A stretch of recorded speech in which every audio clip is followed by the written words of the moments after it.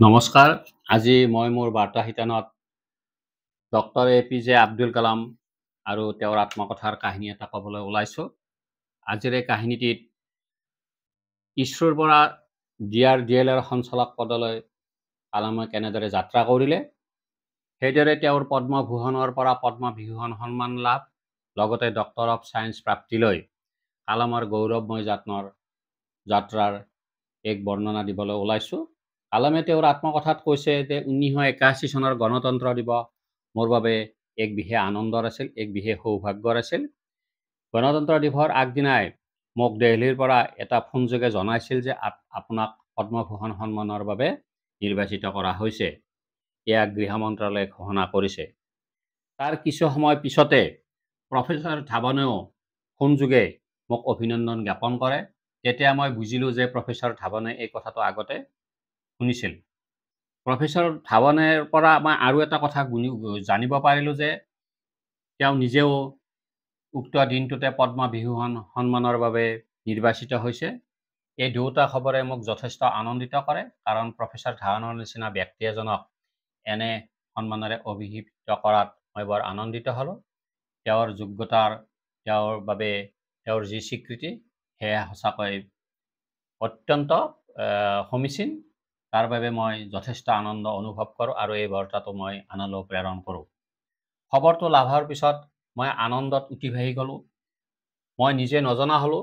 কতনা ভাৱনা আহি যে মোক লগ দিলে সেয়া মই প্ৰকাশ কৰিব নোৱাৰোঁ। মই যেন মোৰ জন্মভূমি ৰামেশ্বৰমলৈ মই পলকতে দৌৰি যাম আৰু গৈয়ে মোৰ সাৱটি ধৰি এই বাৰ্তাটো মই নিজ মুখে মাক প্ৰদান কৰিম।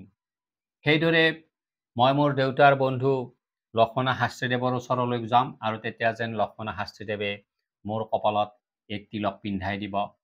সেইদৰে মোৰ ভনী জোৰহাই এই খবৰটো জনাৰ পিছতে যেন মোৰ বাবে মিঠাই প্ৰস্তুত কৰি থব আৰু সেই মিঠাই গৈ পোৱাৰ লগে লগে যেন মোৰ মুখত গুচি দিব। সেইদৰে ৰামেশ্বৰমবাসী ৰাইজ মছজিদ গলিলৈ ওলাই আহি যেন আনন্দতে চিঞৰি চিঞৰি কালামক ভূয়সী প্ৰশংসা কৰিব। এনেবোৰ চিন্তাত মই মোৰ মনলৈ বাৰে বাৰে আহিবলৈ ধৰিলে।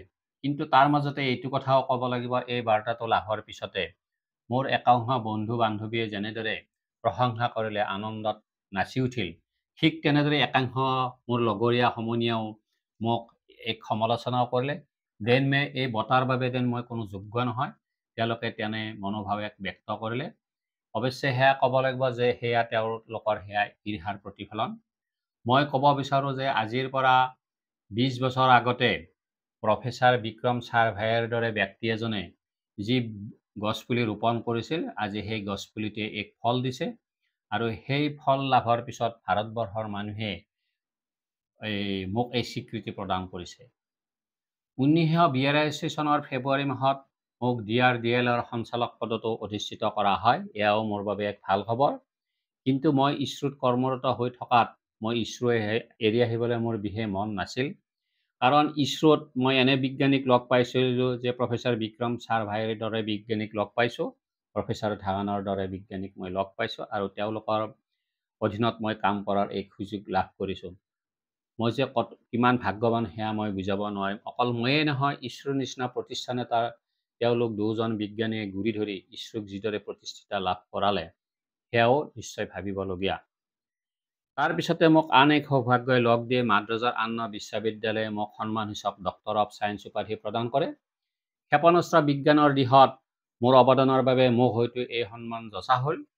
মোৰ এই স্বীকৃতিৰ বাবে মই অত্যন্ত সুখ অনুভৱ কৰিলোঁ। 1990 চনৰ গণতন্ত্ৰ দিৱসৰ দিনা মই আন এক সন্মানৰ অধিকাৰী হওঁ। মোক পদ্মবিভূষণ উপাধিৰে সন্মানিত কৰে। পদ্মভূষণ লাভ কৰাৰ পিছত এটা দশক পিছত মোৰ এই সন্মান প্ৰাপ্তি। এনে সন্মান লাভৰ পিছত মই কি আনন্দ অনুভৱ কৰিছিলোঁ সেয়া মই বুজাব নোৱাৰোঁ। মই সেয়া আত্মকথাত মই লিপিবদ্ধ কৰিব নোৱাৰোঁ। মোৰ কামৰ বাবে মোৰ দেশৰ মানুহে এনেদৰে স্বীকৃতি প্ৰদান কৰাত মই মুগ্ধ হ'লোঁ। মনতে ভাবিলোঁ, এই প্ৰেম আৰু সন্মান আন কিহবাই মোক দিব পাৰিবনে? দেশবাসীৰ ওচৰত মই কৃতজ্ঞতা প্ৰকাশ কৰিলোঁ। পুনৰ একেটা বছৰৰে সেই ভাগত মই আন এক ভাল খবৰৰ অধিকাৰী হওঁ। সেয়া হৈছে যাদৱপুৰ বিশ্ববিদ্যালয়ে মোক ডক্টৰ অফ ছায়েন্স উপাধি প্ৰদান কৰিব। কিন্তু এই উপলক্ষে পতা সমাৱৰ্তনতে কিংবদন্তি পুৰুষ নেলছন মেণ্ডেলাকো এই সন্মানৰ অধিকাৰী কৰিব। তেতিয়া মই এক লাজ অনুভৱ কৰিছিলোঁ, কিয়নো সমগ্ৰ মানৱ জাতিৰ মৰ্যাদাৰ হকে মেণ্ডেলাই কৰা অক্লান্ত সংগ্ৰামৰ তুলনাত ৰকেট বিজ্ঞানৰ বিকাশৰ বাবে কৰা মোৰ এই প্ৰচেষ্টা যেন একেবাৰে সাধাৰণ। তৎসত্ত্বেও মই তেওঁৰ সৈতে একেখন বিশ্ববিদ্যালয়ৰ পৰা এনে সন্মান লাভ কৰাত মই যথেষ্ট আনন্দিত হ'লোঁ, গৌৰৱ বোধ কৰিলোঁ। তাৰ পিছতে আন এক ভাল খবৰ আহি পৰিল। সেয়া হৈছে বোম্বাইৰ IITৰ পৰাও মোক সন্মানসূচক ডক্টৰ অৱ চায়েন্স উপাধি প্ৰদান কৰা হয়। IITৰ নিচিনা প্ৰতিষ্ঠান এটাৰ পৰা এনে সন্মান পোৱাটো নিশ্চয় ভাগ্যৰ লেখীয়া। মই যথেষ্ট আনন্দ অনুভৱ কৰিলোঁ আৰু বিশ্ববিদ্যালয় কৰ্তৃপক্ষৰ ওচৰত মই কৃতজ্ঞ হৈ ৰ'লোঁ। শ্ৰদ্ধাৰ ৰাইজ, শ্ৰদ্ধাৰ পাঠকসকল, কালামৰ এই জীৱন যাত্ৰাৰ বিষয়ে আপোনালোকে ভাল পালে এই কাহিনীটো মন্তব্য প্ৰদান কৰিব পাৰে আৰু প্ৰয়োজনত বাৰ্তাটো আনলৈ প্ৰেৰণ কৰিব পাৰে। ধন্যবাদ।